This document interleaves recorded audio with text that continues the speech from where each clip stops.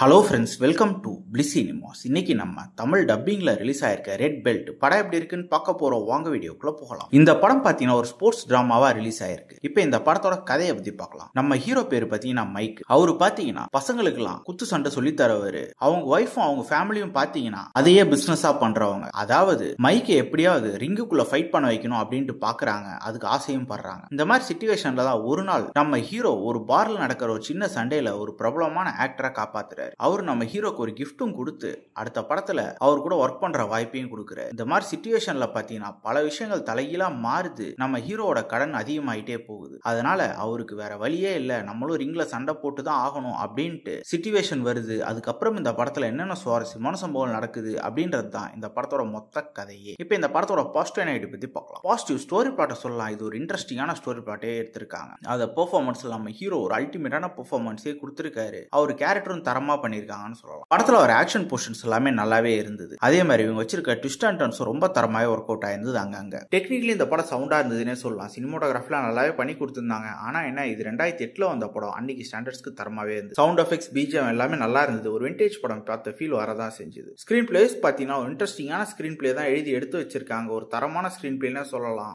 ஆரம்பத்துல இருந்து எண்ட் வரைக்கும் நல்லாவே போச்சு. கண்டிப்பா இந்த படம் எல்லாருமே ஒன்ஸ் பார்க்க வேண்டிய ஒரு படமா தான் இருக்கு. ட்ரை பண்ணி பாருங்க. படத்துல அடல்ட் கண்டென்ட் இருக்கு, சோ ஃபேமிலியோட ட்ரை பண்ணாதீங்க. இந்த படத்துக்கு நம்மளோட ரேட்டிங் கேட்டீங்கன்னா 10க்கு 7 மார்க் கொடுக்கலாம். இன்னொரு வீடியோல சந்திக்கலாம். தேங்க்யூ.